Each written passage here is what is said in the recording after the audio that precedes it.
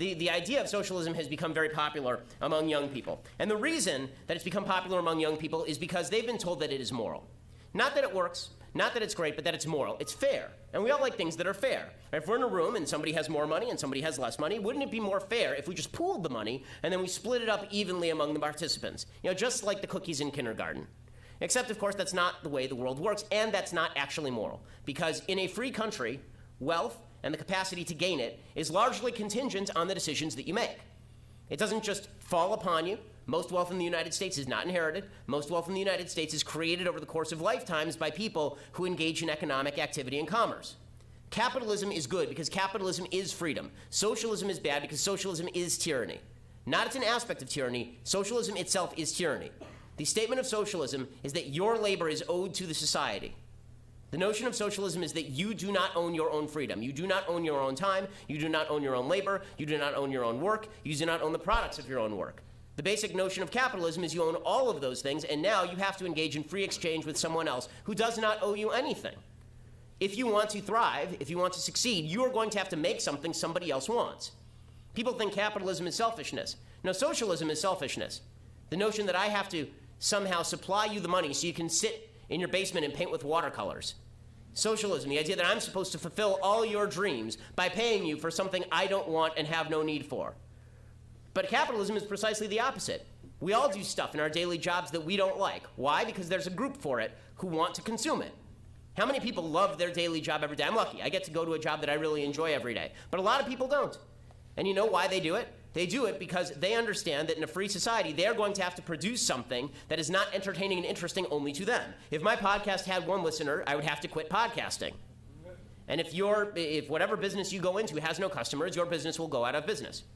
As I'm fond of saying, capitalism is forced altruism. It forces you to do something that somebody else wants if you want to live. Socialism is forced altruism in a different way. It's forcing your altruism to me. Right? So capitalism is about I have to be forced to do something good for you in order for me to live. And socialism is about the idea that I have to be forced to do something for you so that you can live. That's not the same thing at all. Capitalism also happens to be the most efficient system for the distribution of wealth in the history of mankind.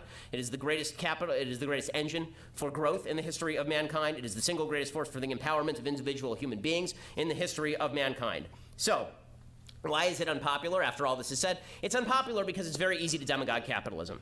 Any policy that has diffuse costs and concentrated benefits is a popular policy by nature.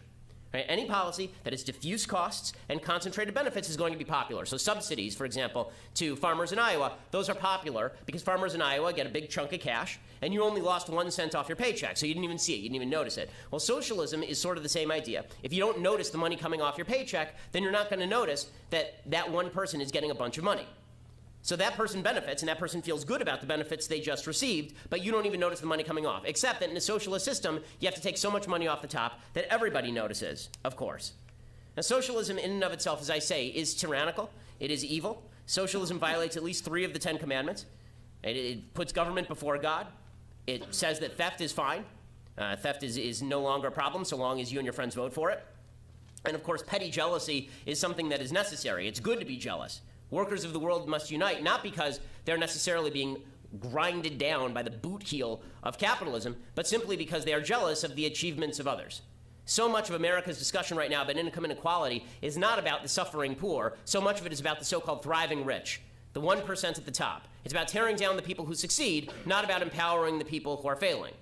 If we were really talking about helping the poor, we'd be talking about helping the poor, not income inequality. Income inequality itself does nothing. That discussion does nothing to help the poor. What we have to talk about is ways that we can help people who are poor rise out of current circumstance through better decision-making and better opportunity. How about socialism in Europe? So people who are defenders of socialism and say, okay, well, you guys always mention Cuba, you always mention North Korea, you always mention the USSR, you always mention China. Well, they say China is growing. China's growing because they loosened up their economy, and now it's basically state capitalism. But then they say, well, what about the socialistic countries of Europe? So this is Bernie Sanders' play. And what about Denmark? What about Switzerland? What about Sweden? Those are not socialist countries. Those are capitalist countries with a high tax system. Okay, that's not the same thing. A socialist country is government owns the means of production. It is about heavy regulation of all parts of the economy. Denmark is actually a better climate to do business than the United States is, according to the Heritage Foundation. Significantly better. There's a lot of foreign investment in Denmark. What makes Denmark a so-called socialist country is the fact that it has 60% tax rates. That's also the reason their economy stagnated so much that they just had to radically cut their tax rates. The same thing is true in Sweden. Sweden gained riches only after embracing capitalism in the mid-19th century. From 1975 to 1993, when they put in place all of these social programs with high levels of spending and high levels of taxation, the country dropped from 4th in the world wealth ranking to 14th. Swedish scholar Nima Sandanji called the country's embrace of redistributionism a colossal failure, which is why they had to liberalize their markets again. Okay, again, back to income inequality for a second. What about this idea that socialism cures the evils of income inequality? First of all, every country on earth has some level of income inequality. In fact, some of the places with the least income inequality are also some of the poorest places on earth. There are places where everybody is destitute. If you go over to certain countries in Africa or Asia, everyone is poor and there's no income inequality. Does that mean that these are great places to live? No, it means these are horrible places to live because nobody has any wealth. America has high levels of income inequality, but our poor are richer than everybody else's poor, which is the thing that matters. In the United States, even the poor people are rich by global standards. According to Pew Research, quote, almost 9 in 10 Americans had a standard of living that was above the global middle income standard. And by the way, the notion that the middle class has been just taking it on the chin in the past few decades in the United States, this is not true. The upper middle class has been picking up all the people who used to be in the middle class. It's not that the middle class devolved into poverty, it's that the middle class split, and most of the middle class became upper middle class. The upper middle class was just 12% of Americans in 1979. As of 2014, 30% of Americans were now upper middle class. And it's also worth noting that all of our schemes to end income inequality have been an enormous fail. We've spent $22 trillion in the war on poverty to no avail. We spend $30,000 per year on poor non-elderly families. And that's paid for by the rich. For all the talk about income inequality and the rich not paying their fair share, the rich are paying pretty much everything. Statistically speaking, people who are high earners in this country are paying virtually all net cost that the federal government incurs. According to the CBO report on distribution of taxes in 2013, the top 1% of households paid 34% of their income to federal taxes. The middle 20% paid just 13%. According to the American Enterprise Institute, the highest income quintile is financing 96% of the entire system of transfer payments to the bottom 60% and funding the functioning of the federal government as well. We actually have the most progressive tax system among all OECD 24 countries. For all the talk about how all the rich people are getting rich in the United States and the poor people are getting poor, we have the most progressive tax system in all of the OECD. And income mobility has not declined either. This is another myth that's pushed out there, that if you're poor, you can never become rich in the United States. This is not true at all. When people talk about the people in the 1% getting richer, they forget. You will be in the 1% one day, and you may not be in the 1% one day. I've been not in the 1%. I've been in the 1%. I assume at some point in the future, I won't be in the 1% by income earning anymore. People move in and out of percentiles of income. It's not the same person. It's not that you were born into the 1% and then you stayed in the 1% your entire life just getting more wealthy. In fact, statistically speaking, if you were in the 1%, there's a pretty good shot that you're going to regress to the mean. For those who were in the top 1% in 1996, and we're not talking about the 1% bracket, we're talking about the actual people in the 1% in 1996, by 2005, their income had decreased on average by 26%. And income mobility works the other way, too. According to Thomas Sowell, a University of Michigan study showed most of the working people who were in the bottom 20% of income earners in 1975 were also in the top 40% at some point by 1991. Only 5% of those in the bottom quintile in 1975 were still there in 1991. 29% of them were now in the top quintile. That makes a lot of sense. Right now, there are a lot of people in this room who are in the bottom or middle income quintile because you're in college. You're not making money. In 10 years, you will be making money, presumably. And when that happens, you will have moved up in the world. As you age, you gain more wealth. This is why your grandmother owns a house, but you presumably do not yet. Okay, this will happen to all of you. So don't pay attention to the false statistics that are being put out there about how in America it's impossible to get ahead. That's just not true. Also worth noting, all the talk about the United States sucking up all the wealth of the world, it is because of a capitalist global system that has become more and more prominent, free markets that have become more and more prominent, that literally half the world has been lifted out of abject poverty since 1980. That's because of the force and power of the U.S. free market economy that has been driving all of that growth. The countries, by the way, that are poor in the world, those countries are not the ones that are being hurt by free trade. They're the ones that aren't even participating in free trade. 2/3 of the global poor on planet Earth live in just 5 countries: India, China, Nigeria, Bangladesh, and Congo. According to the Heritage Foundation Index of Economic Freedom, every single one of those countries ranks 120th or below in terms of free markets. This is not a coincidence. Freer markets means more wealth. Freer markets mean more growth. Okay, now, on to the second issue we're going to talk about, and that, of course, is free speech. And this one, obviously, has become a more pressing concern than even the capitalism conversation, simply because of all of the hubbub surrounding events like this one. We've been told that we have to hold events like this one and places far away from main campuses because we might make someone feel uncomfortable. And if those people feel uncomfortable, then they get to exercise the heckler's veto. And we have to move the entire event away from fora that host 1,500 people and into smaller venues that host 500 people. And we have to put 300 people on the wait list because obviously we wouldn't want to offend anyone. Those people outside, they're the people in the right, the people protesting. Again, it's fine for them to protest. But the people who are either protesting or who are threatening and necessitated the taxpayer dollars going toward the use of 100 police officers tonight, those people are the problem. You are not the problem. I am not the problem. The people who are creating the threats that require the spending of tens, if not hundreds of thousands of dollars to hold events like this one, those people are the problem. And unfortunately, their philosophy is a growing one. The idea that if we say stuff that's offensive, this is a form of violence. And therefore, violence can be used in response, and that's why we need to bring in police officers in order to protect all of this. This is just an aspect of identity politics. How is it that when I say something, this is an aspect of violence? Because I'm attacking someone's identity.